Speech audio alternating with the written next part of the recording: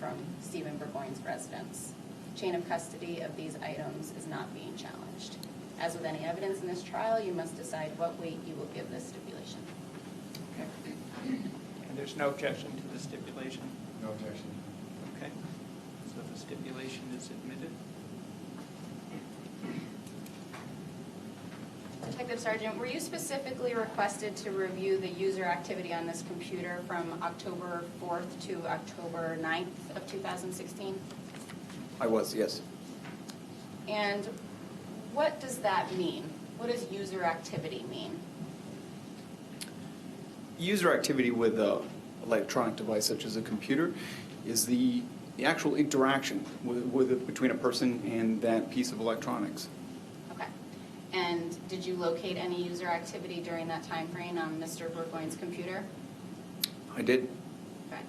And is there a difference between active user activity and background activity or system processes? There is, yes. Can you explain that difference to the jury? Sure. User activity with a computer could be compared to an example of a car, right? Where user activity is maybe placing directions into your navigation system, your computer, saying I want to go from this location to maybe a restaurant. That's user activity. But at the same time, there's a whole number of processes that take place in the background. Maybe your car has a check engine light or a low tire pressure, and that those computers in your car are constantly checking, are my tires okay? Are all my doors closed? Is the air conditioning on? Are my headlights on? Should they be on? All those checks are often recorded discreetly without the user having to know that. And compared to a computer, that could be, is a keyboard plugged in? Am I on the internet? What is my name? Am I okay? Do I have a virus? Is everything okay?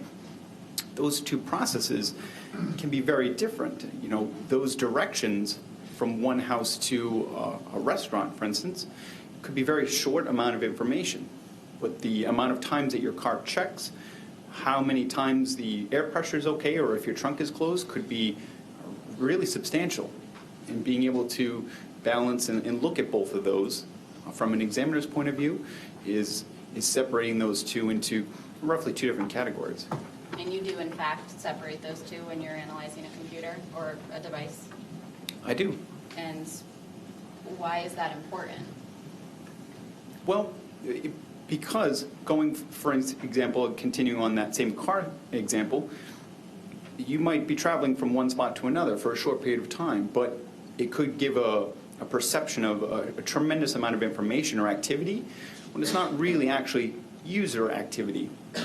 It's actually just the car behaving as it is, or the computer constantly checking if the keyboard's in. That's not a user necessarily doing that. It's the computer just doing how it's designed to do. Okay, thank you. And which of those two did you ultimately analyze in this case? The focus was on the user activity for that particular computer. Okay. And sitting here today, can you testify to who was actually using the computer when these things were happening? No, I can't. You can only testify to the fact that it was being done on this computer. Is that fair? I believe that's fair, yes. Do you have any information about who was living in the residence that this computer was taken from? No, I do not. And as part of your employment with Vermont State Police in the did you say technical investigation unit? Yes, ma'am. How much time do you spend analyzing user activity on devices? Well, it's probably a greater portion of my overall work at the lab is user activity. And are there specific cases that you find usage activity and patterns to be more important in? There are certainly some of those cases, but almost every type of criminal investigation can involve user activity or usage patterns when something was being used and also when it wasn't being used. Okay. And what's your strategy or your process when you're analyzing usage patterns? Well, setting up the foundation of the work is through search queries, word lists, taking a look at the flow of how the device in particular was being used. When the person or persons reportedly use the device and comparing it to the information that the actual device is telling me.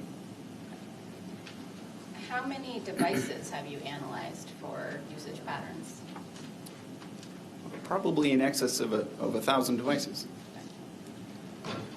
And are you able, given that experience, are you able to give an opinion about whether the usage activity or usage activity on a particular device is more or less than sort of an average amount? Sure. Yes. Okay. And how, again, do you gauge that? Well, just understanding or taking into account where the device is located. A security camera at the front door of this building is going to have a lot more user or recorded information than maybe a security camera at a fire exit in the back of the building that is very seldom used. Learning where the device had lived its life, as well as just taking into account what the device is being used for, what its intended purpose is for. Okay.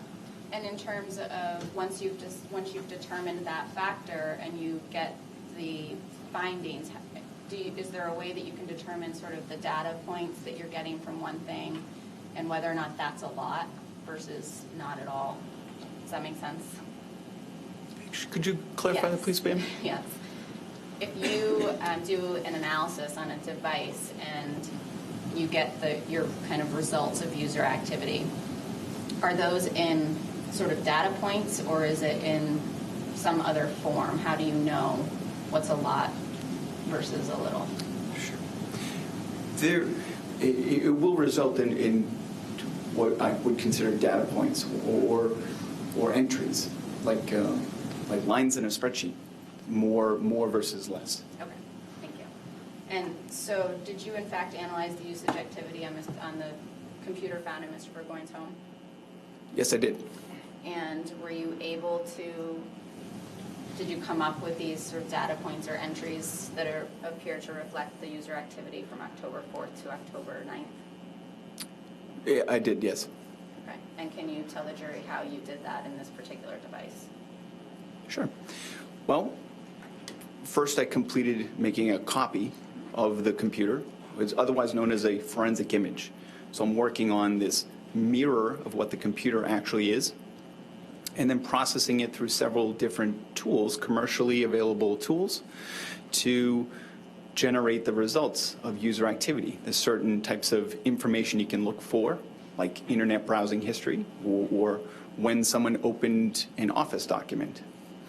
Once those results have been processed, apply a timeline filter, or think of like borders against what I can see through that filter, what's been strained through that filter. And that filter is those date ranges, the earliest date that is being sought in that search warrant versus the latest date. And then looking at those results, I look at the overall picture, but then I work to separate out or move aside the system activity, those low pressure lights on the tires versus when people are actually using the computer. And so I can get a grasp as to what someone's actually doing with this device. Okay. And after kind of doing that filter, is that what you're left with, what you analyze? There are certainly opportunities where there can be what can appear as duplicates or pieces of information that are still in that filter. And that can be the interaction of clicking on like a text file. Well, that action of clicking that file generates a data point. And the actual program itself opening up generates a data point as well. So there can be a lot of instances where there is the same file being opened. So there is a process of removing the duplicates so that it's easier to overall understand from a non-examiner's point of view. I might be able to see it visually, but to make it more comprehensible or easier to understand for people, pulling out some of those duplicates is often a common practice. Okay. And did you do that in this case? I did. And how many data points or entries were you left with during that time period? I was left with 531 different data points. Okay. And for the lay people in the room, that might seem like a lot. Is, in your experience, having done thousands of these, is that a lot of data points? Sure.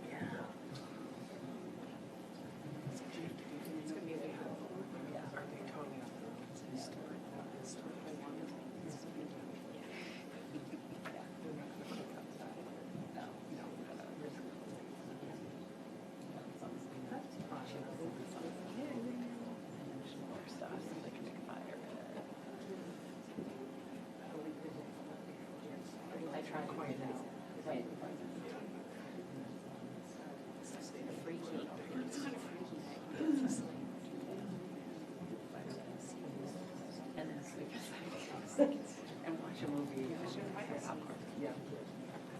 Please be seated. Okay, so the objection is overruled.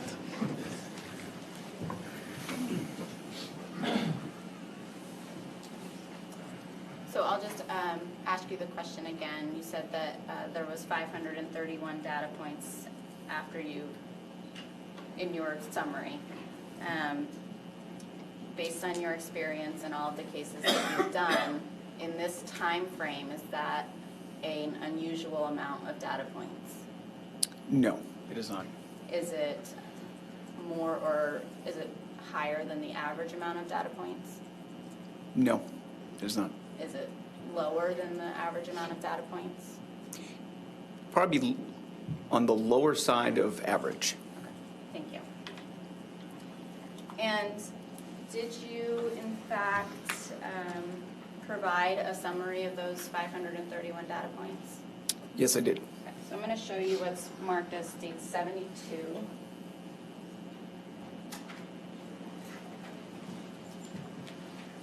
Do you recognize this?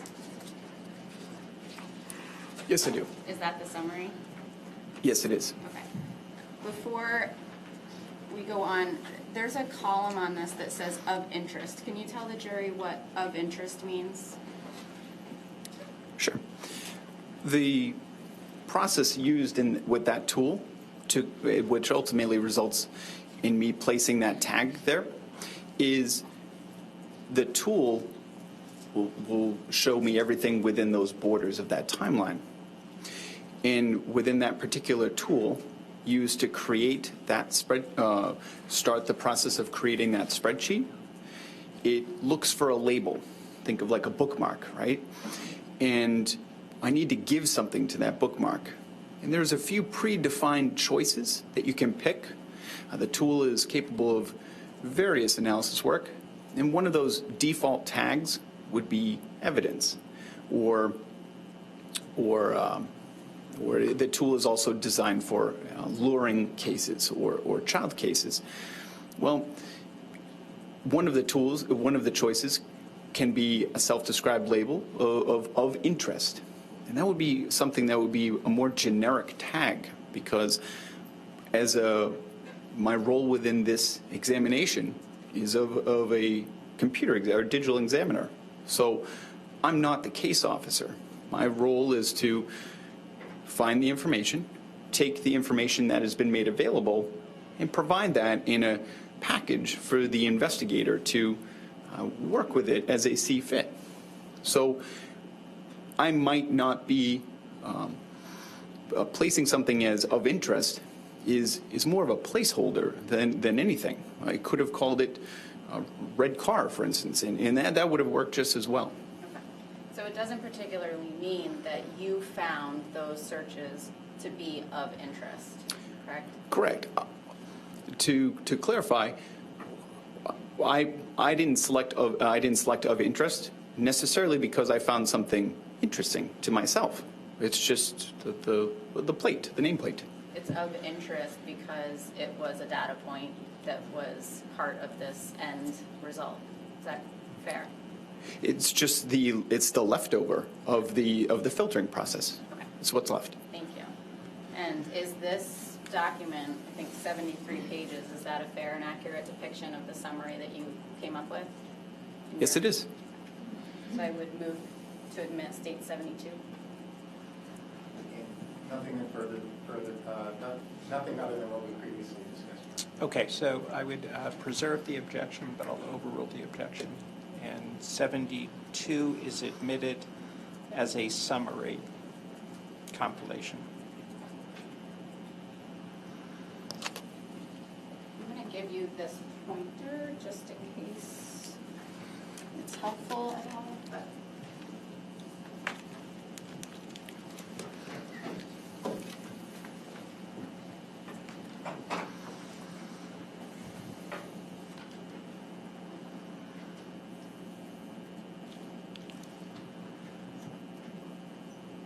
so in State 72, can you see?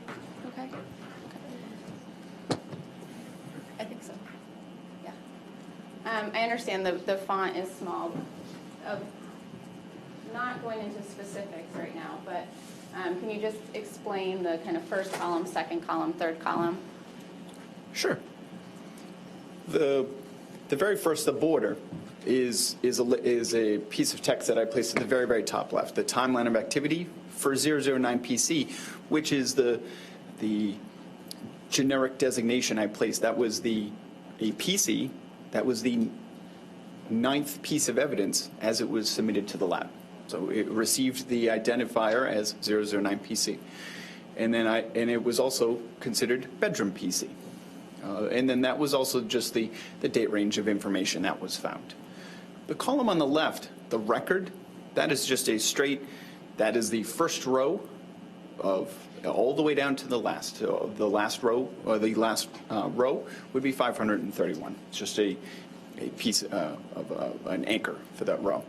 And then the piece of activity, the timestamp, can mean a file was accessed or opened, a website was visited, a computer was turned on, or an interaction took place at that time, whether it was user activity or in that summary, a limited system user activity, where the system was performing an operation.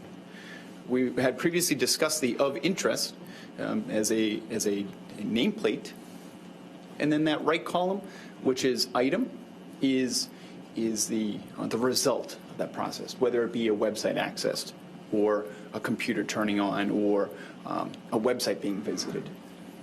Okay, thank you. And can you specifically tell from looking at this column whether it was a file or a folder or a document or a website? I can, yes. And could the jury tell that? Like, you just looking at it, Sure. Can you explain how you tell the difference? Sure. Using this pointer here, okay? Looking at this, the two, for example, let's take the very first one, to the Black Lives Matter movement.docx. That's an interaction with a file. And a docx is a file extension for a Word document, right, a text file. The second is actually something that's a little bit, it's still user activity, but it's something that takes place a little bit just under the surface behind the scenes, whereas that's representative of going to the path where that file is actually located. Moving towards, let's say 4 through 6, the person using this computer had accessed a website which is commonly associated with that www or HTTPS, www, the World Wide Web, for google.com. And some of those other website URLs towards the bottom are still very consistent with user activity, but it's a little bit more interaction. You know, whether it's actually going to using the website Google to look towards Facebook.com, or going towards Bing as a search engine at the bottom. Okay. And on some of those ones, so the Google that you just mentioned, where you can tell that the user actually went to Facebook from Google, the next one down from that, the Bing, you can you tell what they searched specifically when they went to Bing? If we're speaking 11. of row 11, for instance, right here, Yeah. I can tell that they went to Bing. And I can also tell that there was an interaction between that computer and the computer at Microsoft who operates Bing, that hosts Bing. So there's a conversation that took place between those two computers. But what was in that, well, I'm not able to decipher what exactly in this particular row. Some more than others, some not as much. Okay, so some of them will actually tell you what was searched for within Google or some search engine, and some will not. Is that fair? More or less, yes. Okay. And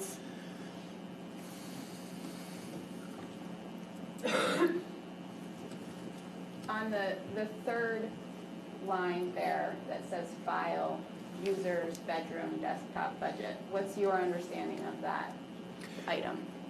That's the interaction or accessing of a spreadsheet that I located on the system, 009PC, that had the file name budget 6.11 or June 11, 2018. Okay.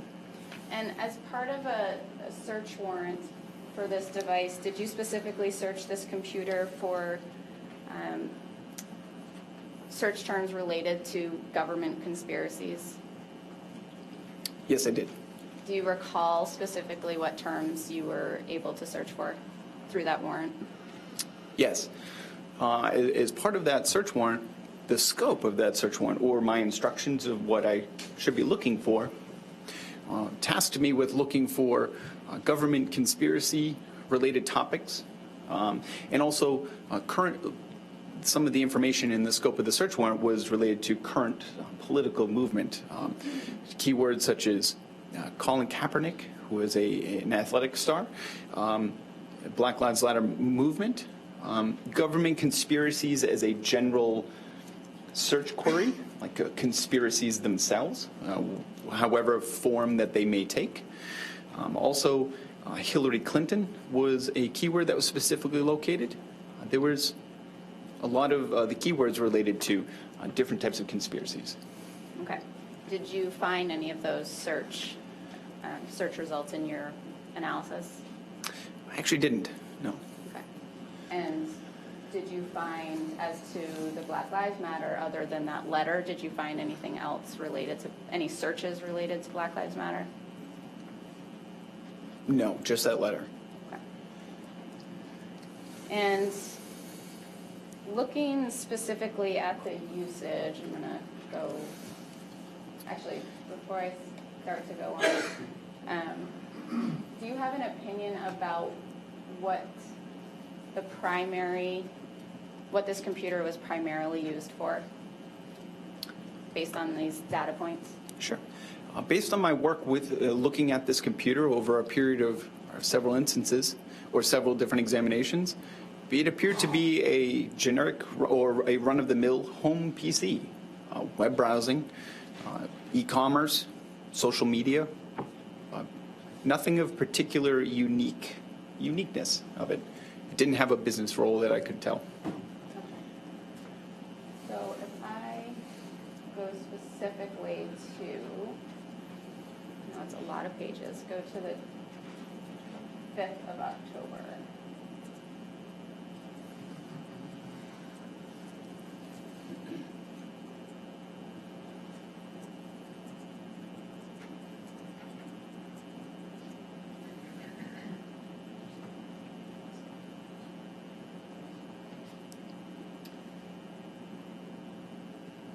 Or specifically the 5th through the 8th. Did you pay closer attention to the 5th through the 8th? Within that general parameters, the information laid where it was. Okay. Do you recall what type of activity the computer showed on October 5th? It showed a lot of consistent accessing the e-commerce website Amazon.com, as well as the social media website Facebook.com. Okay. And then there was some search engine usage, such as Google. Okay. And what was the time frame on the 5th that this computer was being used? It was in the evening. It would have, it was around 8 p.m. That it started? Yep. And what's your understanding of the time it stopped? A lot of the activity in this computer was evening-based. Not all of it, but it was an evening-type information or usage. Okay. So there's several pages here where the time is exactly the same, 8:04:04. Can you explain to the jury why that is? Sure.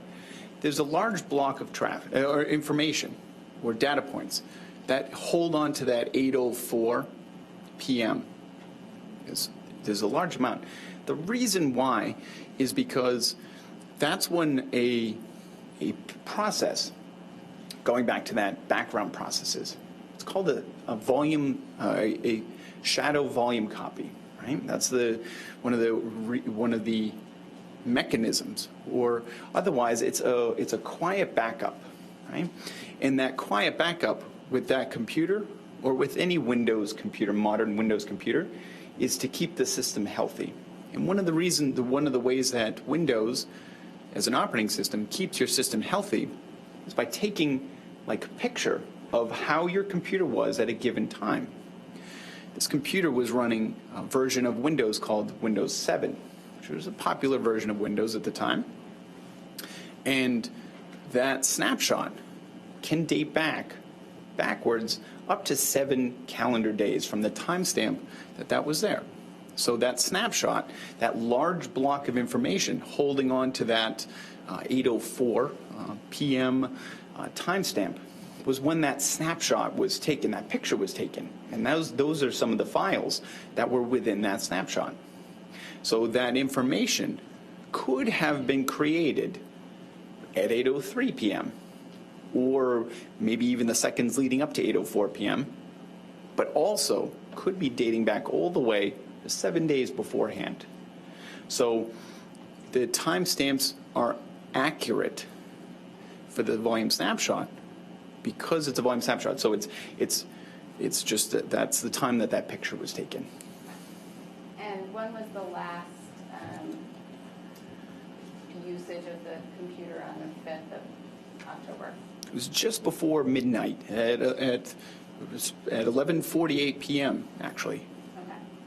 And so then moving to the 6th, what type of activity did the computer show on Thursday, October 6th?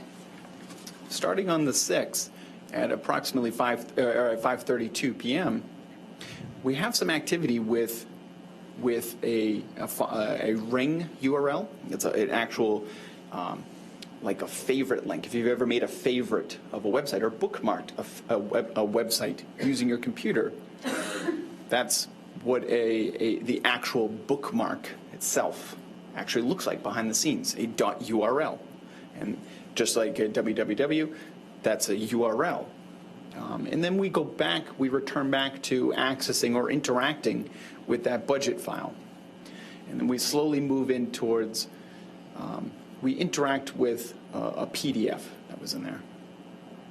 And is it accurate that the budget appears to have been accessed multiple times during this time period?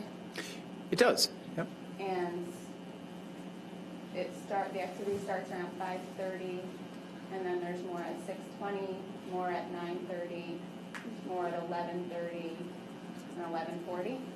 There are small pockets of usage buffered by gaps. Okay. And it looks like around 11:40 p.m. on Thursday evening, pictures were accessed on the computer. There were that. When you see at the very end, we see here, 5:14 through 5:15, that's an interaction with the computer, right? Now, the behavior when that piece of information is the library's one in particular, the 5:15 library's pictures, is when you actually go to your My Computer, right? And then if you look towards the left-hand side of your system, there would be a little link called Pictures, or also there's documents or other important things that your computer thinks that you would be interested in accessing regularly. Well, that library's Pictures is a method to actually look at the pictures that are located across your whole computer. So think of like a collage of all the pictures.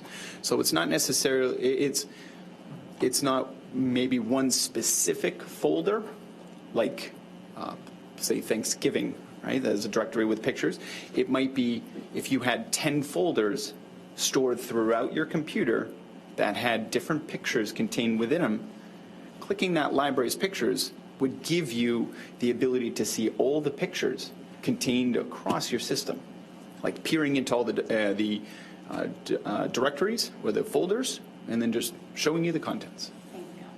And as to the 503 document that was accessed on at 9:38 on Thursday evening, it says A and then some numbers, amendment, and it's a PDF file. Yes, ma'am. Did you open that PDF file? I did. And what was it? It actually contained insurance policy information for a Toyota Tacoma pickup truck. Okay. And the kind of final ones, the football.odt, are you familiar with what is .odt? Well, that's a type of an office productivity document, like a similar to a Word document. Okay. And then finally, the final section sort of on that Thursday evening going into Friday morning. Sure. Starting with 5:19 through 5:24. Are those websites that were actually visited, or is there another explanation for those? They're not actually websites that were visited. Those are those favorites, those URLs, those files, and those were placed in the recycle bin of the computer that's associated with the bedroom user account that's in there. So there was a block of files, because you'll be able to see that the 2:21 a.m. all the way to 2:22, those were a large block, those were a group of files that were simply placed in the trash. And that's where they were actually ultimately located. They were still in the trash or recoverable through the usage of forensic tools. Okay. And so can you just tell the jury very quickly what the next two lines in color are? Sure. Myself, I placed the color on those particular columns because those were, and I also changed the tag because that's actually when the computer registered that it had shut down. And it also, in the green, when it had turned on. So I had changed the tag because otherwise, to the untrained eye, the numerical designations of 13 and 12 wouldn't translate well. So that's when the computer was shut down by at least normal processes, going to shutdown, and also when the computer acknowledged to itself that I've turned on. Okay. And so the computer was shut down on Friday morning at 7:16 a.m. and it was turned back on at 12:18 on Friday. Is that correct? Yes, it is. And somebody would have actually had to turn the computer on. Is that correct? I didn't find yes. Correct. I didn't find any information showing that this computer was part of any sort of network that would allow that type of a remote activity. Okay. And then the final items or times user activity that you found on this computer was Friday at 1:41 p.m. Is that accurate? It is, yes. And there was no other user activity on the computer after that? Nothing that I was able to locate. The last interaction was going to google.com. Okay. And did you do a similar search on all of the other devices that were found in Mr. Bourgoin's home? I did, yes. And specifically to the tablet and the iPad that was discovered, you analyzed that in the same way? Yes, I did. And did you find any user activity on that device or any of the others during that same time period? No, I did not.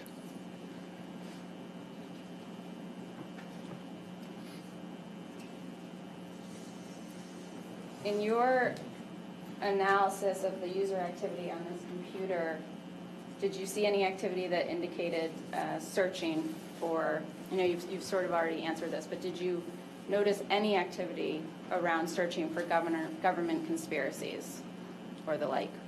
No, I did not. And again, based on your training and experience in digital forensics, from your overall analysis of this computer, did anything stand out to you that was unusual about the usage or the usage patterns from this time period? No, I honestly found it very, very average. Okay, thank you. I don't have any other questions.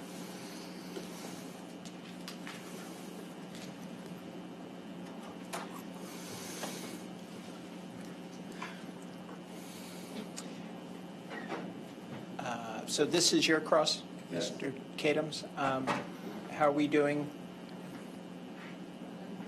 Good. Okay, so let's keep going then. Morning. Good morning, sir. You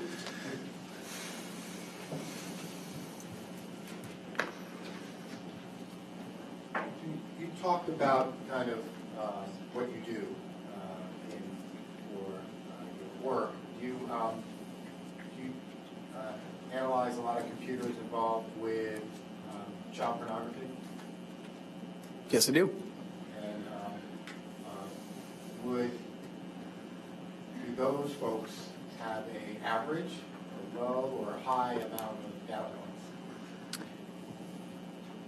I think I've seen it on the more the extreme, where there's a real large volume, but I've also seen it very pointed, very minimal amount of information. Honestly, sir, every case is so different that It really isn't an average. Every case is different. yeah. Mm-hmm.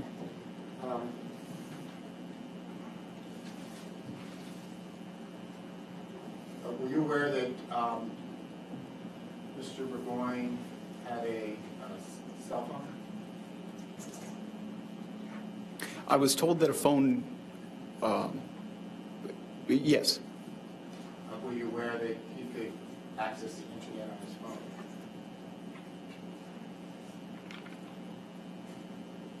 I would surmise that it's possible, yes.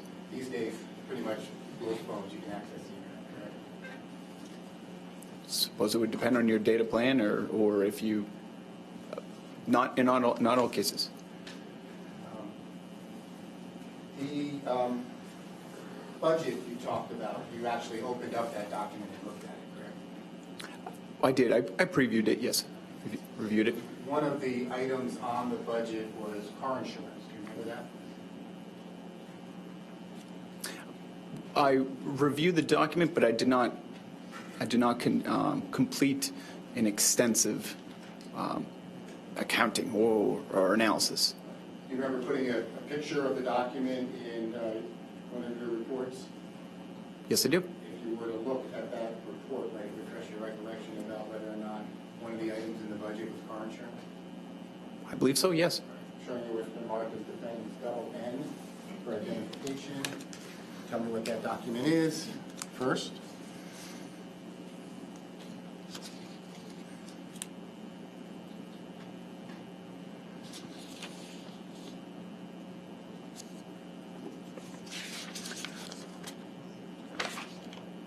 This is from 005 TD. I'm sorry, this is a screenshot Right. of a budgetary file. Is that the one you found, is that the one we're talking about, that you opened up and you looked at? No. It's a different one. Yes. Well, it bears a different file name. Oh, but it's the same document. No, they are different names, but I did not conduct an extensive analysis of those two documents. I recognize them both to be what I believe to be home-crafted accounting documents, but they're individual, unique factors. That what is actually held within them, I don't know the specifics. Well, so, but this document you did find on that same computer. No. Is that a different device? Yes.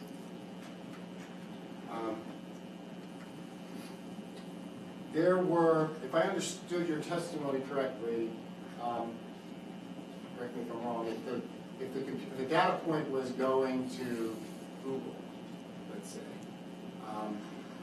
then what went on Google wouldn't be a data point then, correct? Is that correct? If you get on Google and you do a search, you're not going to see what that search was on Google on the computer. I don't believe that is accurate, sir. No.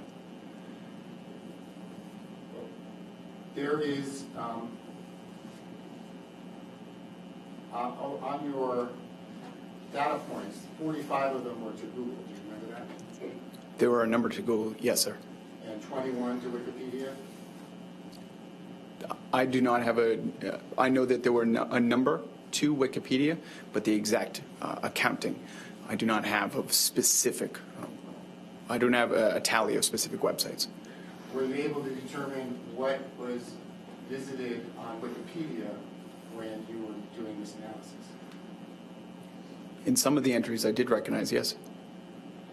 In all of them? There's some that you couldn't figure out where Mr. Bourgoin or whoever was using the computer went on Wikipedia? Because of with the output, I would refer to the output, and I could tell you which ones I could visually inspect and tell you which ones were more human readable rather than more behind the scenes. But some of them weren't human readable. Is that what you're saying? No, I would refer to the information in the output that was provided to the investigators. So I'm trying to understand in this snapshot, the 804, you talked about the 804 snapshot. So Okay. when there's a bulk of, is it only when there's a bulk together that we've got the snapshot? So so there were like 30 or 40 that said 804. Remember that? I do. So is it that whole bulk, we don't know whether or not that was done at 804 that night or that day? Could have been done 804 or any time 7 days before? If I could clarify, Sure, because I was confused. the snapshot, the taking of that picture, the files, say I took a picture of this cup, right? And that was a new picture that I saved on this computer, this theoretical computer. Within the 7-day timer, the computer will take that snapshot based on a timer, not because necessarily because I took a picture of the cup, but because it's just a running clock, and when it hits that time frame, it snaps that picture, and whatever is whatever changes, or the files, such as the picture of that cup, had been created since the last time that snapshot had taken, that picture would appear in a very similar output. If I had taken 2 more pictures right after that snapshot was taken, within the next 7 days, those 2 pictures would be pulled into that picture, that snapshot. So it's going into that container.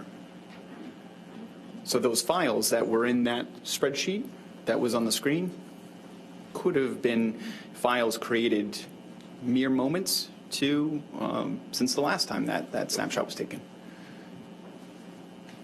I just have a moment.